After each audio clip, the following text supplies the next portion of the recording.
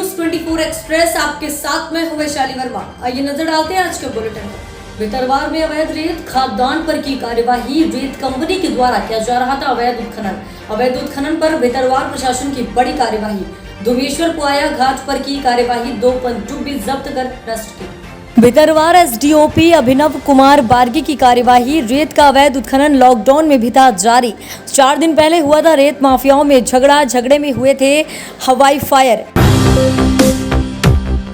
कोडरमा में चंद्रवारा प्रखंड के थाम पंचायत पुराना डीवा बना सहित मंझोस जंगल में इन दिनों हरे पेड़ों की कटाई वन माफिया द्वारा जमकर की जा रही है। पुलिस प्रशासन और वन विभाग का ध्यान इस ओर नहीं है।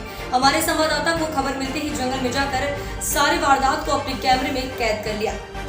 इमारती पेड़ों की अवैध कटाई जोरों पर है। सालों से हो रही अवैध कटाई पर वन विभाग का मौन रहना आश्चर्यजनक है।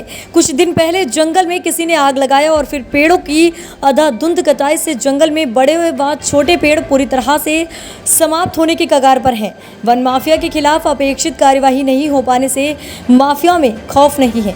जंगलों के संरक्षण, संवर्धन तथा वनों की सुरक्षा के लिए केंद्र व राज्य सरकार प्रतिवर्ष क्षेत्र में करोड़ों रुपए खर्च कर रही है, किंतु पर्यावरण के प्रति जागरूकता लाने में वन विभाग पूरी तरह असफल रहा। जंगल है तो मंगल है, अन्यथा आपको इसका असर कोविड-19 के रूप में अवश्य देखने को मिलेगा।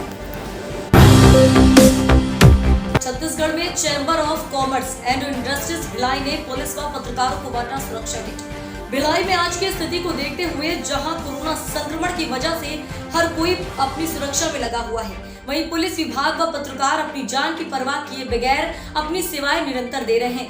उनको सलाम करते हुए उनके सम्मान में यह कार्यक्रम आयोजित किया गया। सर्वप्रथम छत्तीसगढ़ चैम्बर के प्रदेश महामंत्री अजय भसीन व गार्गी शंकर मिश्रा एवं सुरेश अग्रवाल ने पुलिस अधीक्षक प्रशांत ठाकुर को सेफ्टी किट देकर उनका सम्मान किया एवं उत्कृष्ट सेवाओं के लिए भिलाई चैम्बर की ओर से हृदय से धन्यवाद दिया। गार्गी शंकर मिश्रा ने पुलिस विभाग को धन्यवाद देते हुए कहा कि ऐसे समय पर जब कोई भी व्यक्ति सिर्फ अपनी सुरक्षा में है, ऐसे समय में पुलिस विभाग दिन रात अपनी सेवा समाज को दे रहा है, ये उल्लेखनीय है। अजय भसीन ने भी सभी पत्रकारों व पुलिस विभाग का धन्यवाद किया, वे अपनी सेवाएं निरंतर दे रहे हैं। प्रदेश उपाध्यक्ष महेश बंसल व प्रदेश मंत्री मनोज बख्तानी ने कोतवाली सेक्टर 6 में पदस्थ सभी पुलिसकर्मियों को सेफ्टी किट देकर उनकी सेवाओं का धन्यवाद दिया। युवा अंकित जैन ने बताया कि सेफ्टी किट में फेस शील्ड, मास्क, सैनिटाइजर व ग्लव्स देकर भिलाई चैम्बर संक्रमण से बचाव की भावना रखता है। आज के इस कार्यक्रम में additional ACP Sanjay Dhruv, traffic DSP Gurjeet Singh, ACP Chhawani Vishwas Chandrakar, CSP Kotwali Rakesh Joshi, print media व इलेक्ट्रॉनिक मीडिया के पत्रकार उपस्थित थे। सभी का सम्मान किया गया। सुरेश अग्रवाल ने कहा कि समाज में पत्रकारों की एक अलग भूमिका है। सही खबरों को सही समय पर प्रकाशित करके समाज को जागृत व सचेत करने का महत्वपूर्ण कार्य अपनी जान पर खेल कर करते हैं। पहल देखने को मिला है कि पुलिस और पत्रकारों को के लिए सुरक्षा किट बांटे जा रहे हैं, क्या उद्देश्य है इसके? ये हम लोग सदा से मानते आए हैं, अगर जिस प्रकार से डॉक्टर और नर्सेज फ्रंटलाइन के रूप में पेशेंट्स की सहायता कर रही हैं और सहयोग कर रही हैं, इसमें हम ये मानते हैं कि पुलिस प्रशासन और पत्रकार जो साथी हैं हमारे, उनकी भी अहम भूमिका रही है। आप देखिए, कहीं से किसी चीज़ का कवरेज करना हो तो वो बिना अपने जान के परवाह किए हुए लास्ट अंतिम छोर तक जाते हैं और उस चीज़ों को कवर करते हैं। तो ये हमारा भी मानना है कि व्यापारी समाज के लोग होते हुए हम उस चीज़ को समझते हैं कि अगर हमारे साथी किसी चीज़ को लेके बहुत अंदर तक जा रहे हैं तो उन्हें जो सेफ्टी मेजर जो चाहिए होगा, बहुत सारी चीज़ों का बड़ा सहयोग तो हम नहीं कर सकते हैं, लेकिन जिस चीज़ों को हम मानते हैं कि इस समय सबसे ज़्यादा जो संजीवनी का काम कर रही है, वो अगर हम एक दूसरे के साथ में सहयोग करते हैं और शेयर करते हैं तो चैम्बर ऑफ कॉमर्स उसके लिए हमेशा से साथ में खड़ा रहता है। छतरपुर जिले के नौगांव में पिता ने पुत्र को गोली मारी। नौगांव नगर के नवोदय विद्यालय में छतरपुर रोड पर एक दिल दहला देने वाली वारदात सामने आई है, जहां पिता ने ही अपने पुत्र को गोली मार दी। घटना के बाद जहां पूरे घर में चीख पुकार मची है, तो निर्दलीय पिता घायल बेटे के बगल में कुर्सी डालकर बेरी पीने लगा। घटना की जानकारी लगते ही मौके पर पुलिस पहुंची और घायल को गंभीर हालत में अस्पताल भिजवाया गया। दरअसल छतरपुर रोड पर वार्ड नंबर 11 में ट्रैक्टर एजेंसी के बगल में रहने वाले रिटायर्ड फौजी तेज बहादुर सिंह और उसके बेटे सत्येंद्र उर्फ सोनू उम्र 45 वर्षीय बिजली बिल को लेकर दोपहर में अनबन हो गई और देर शाम को बाद बातों में इतना झगड़ा बढ़ गया कि पिता ने अपनी बंदूक उठा के बेटे के सीने में लगा दी और गोली दाग दी। गोली चलते ही मोहल्ले वाले दहशत में आ गए और अपने घरों में कैद हो गए।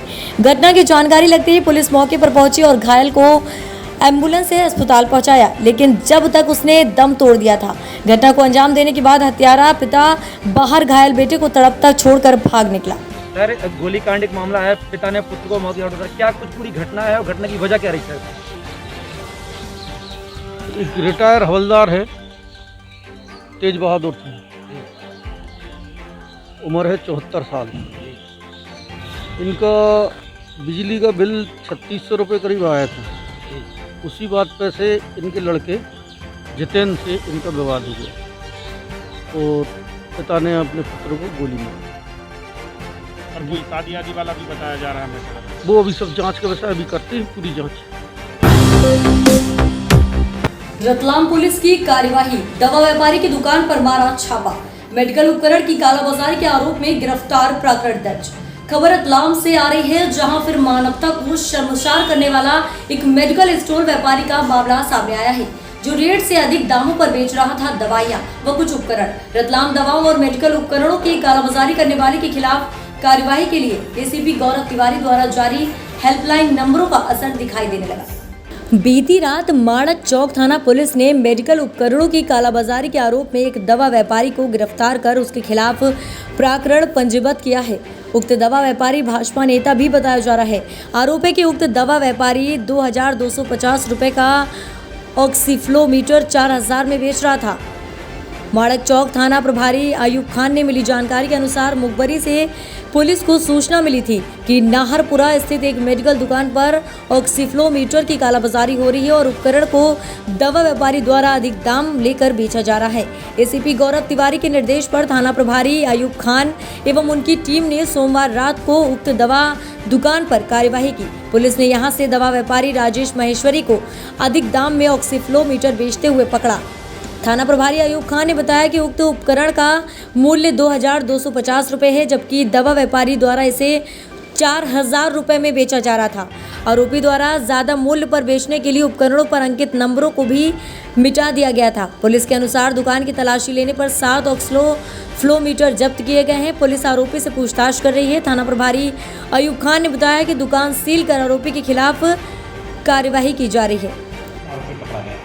आज शाम को मैं मुखबिर द्वारा सूचना मिली थी कि माहेश्वरी मेडिकल एजेंसी के संचालक राजेश माहेश्वरी अपनी जो उनका मेडिकल एजेंसी उस पर वो आवश्यक वस्तु के अंतर्गत आने वाली ऑक्सीजन फ्लोमीटर की कालाबाजारी कर रहे हैं, जिसकी बाजार कीमत 600-700 रुपये होती है, उसको वो 4000 रुपये में विक्रय कर रहे हैं।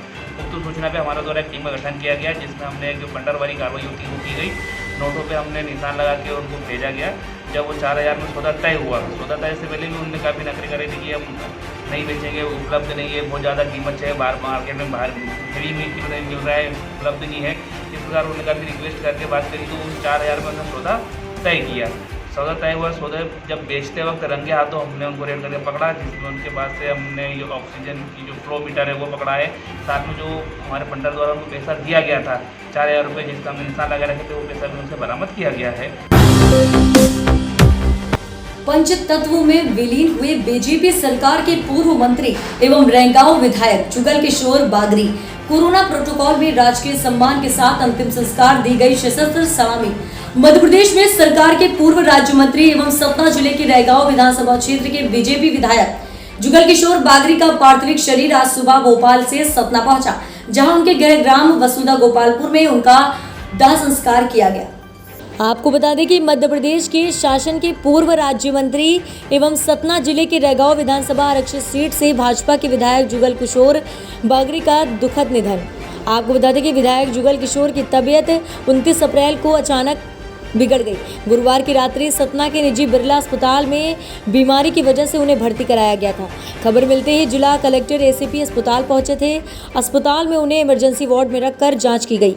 सिटी स्कैन में उनके फेफड़ों में थोड़ा संक्रमण पाया गया। शुगर और सोडियम लेवल में भी कमी दर्ज हुई है। सतना सांसद गणेश सिंह, भाजपा जिला अध्यक्ष नरेंद्र त्रिपाठी भी 30 अप्रैल शुक्रवार को सुबह अस्पताल पहुंचे थे। बुजुर्ग विधायक पूर्व से भी अस्वस्थ हैं, लिहाजा एहतियात के मद्देनजर उन्हें शुक्रवार सुबह सतना से भोपाल के चिरायू अस्पताल रवाना कर दिया गया है। लाइफ सपोर्ट सिस्टम से लेंस एम्बुलेंस से चिरायू भोपाल भेजे गए। विधायक के साथ सतना से रघुराज नगर तहसीलदार बीके मिश्रा को भी अलग वाहन से भेजा गया। विधायक के बड़े पुत्र पुष्पराज बागरी भी साथ गए। उधर विधायक की अव्यवस्था की जानकारी राज्य शासन को भी दी गई, जिसके बाद उन्हें भोपाल शिफ्ट करने का निर्णय लिया गया। 10 मई की शाम उनका हृदय घात की वजह से दुखद निधन हो गया। सतना जुगल किशोर बांगरी 5वीं बार भाजपा से विधायक बने हैं। वे 1993 में पहली बार, 1998 में दूसरी बार, 2003 में तीसरी बार, 2008 में लगातार चौथी बार विधायक बनकर इतिहास रचा था। हालांकि 2013 में बढ़ती उम्र को देखते हुए पार्टी ने उनकी जगह बड़े बेटे पुष्पराज बांगरी को टिकट दिया था, लेकिन बसपा के उषा चौधरी से पुष्पराज हार गए थे। इसके बाद एक बार फिर बप्पा पर ही पार्टी ने भरोसा किया तो 2018 में 5वीं बार विधायक बने। वे 2003 में उमा भारती की सरकार में कैबिनेट मंत्री थे, लेकिन एक लोकायुक्त के प्राकरण के कारण मंत्री पद पर उन्हें गंवाना पड़ा। एसडीओपी सारगढ़ ग्रामीण क्षेत्रों में वैक्सीनेशन का भ्रम दूर कर लोगों को वैक्सीनेशन के लिए कर रहे हैं प्रोत्साहित। गांव-गांव जाकर दिया जा रहा है कोरोना से बचाव के लिए गाइडलाइंस का पालन करने का संदेश। कोरोना वायरस और वैक्सीनेशन को लेकर लोग तरह-तरह के संशय मन में बना रखे हैं, जिसे जागरूकता से दूर करने पुलिस अनुविभागीय अधिकारी सारगढ़ लगातार क्षेत्र में दौरा कर कोरोना व टीकाकरण को लेकर लोगों को वास्तविकता बताई जा रही है।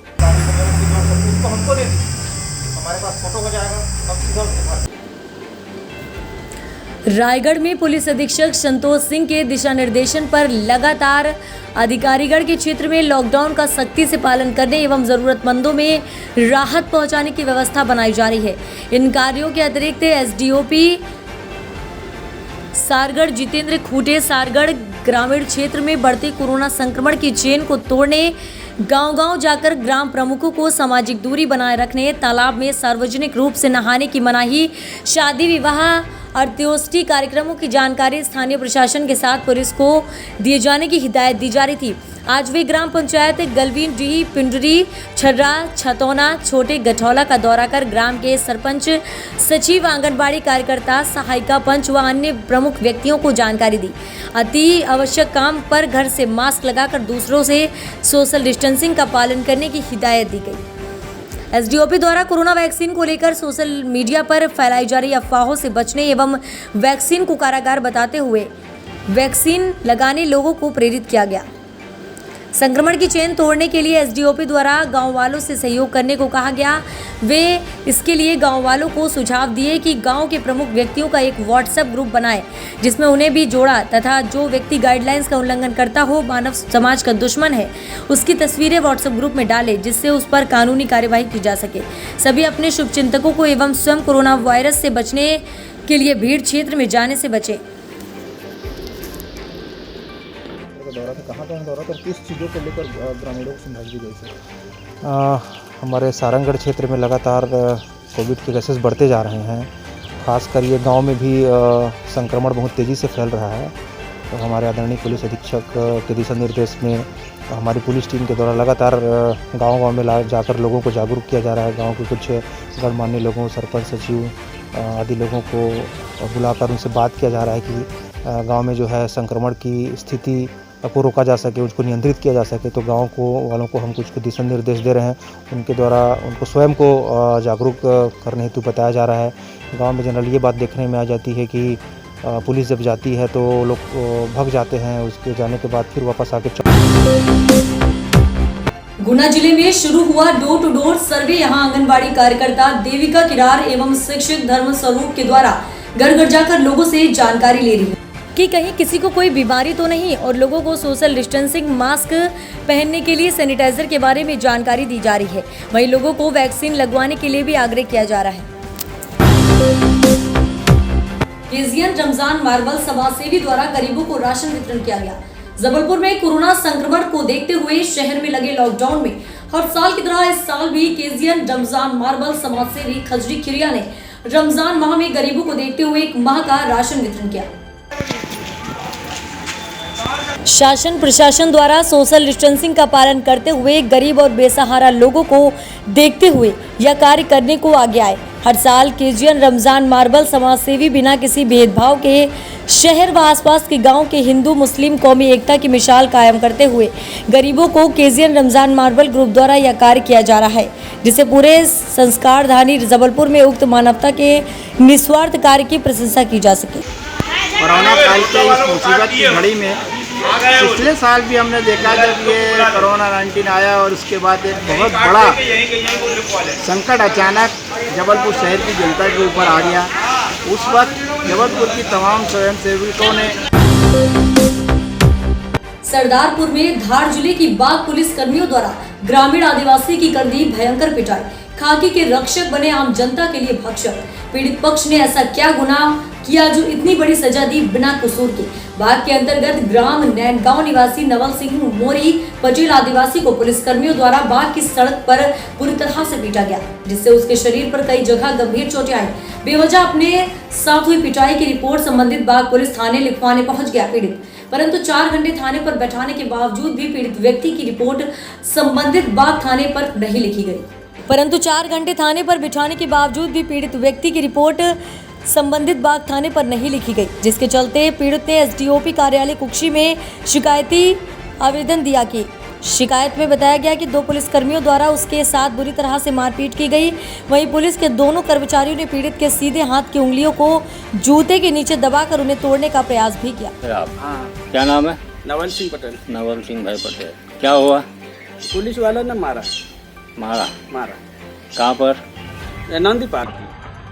तो भैया मारो उम्र से देखो यार क्यों मार रहा था।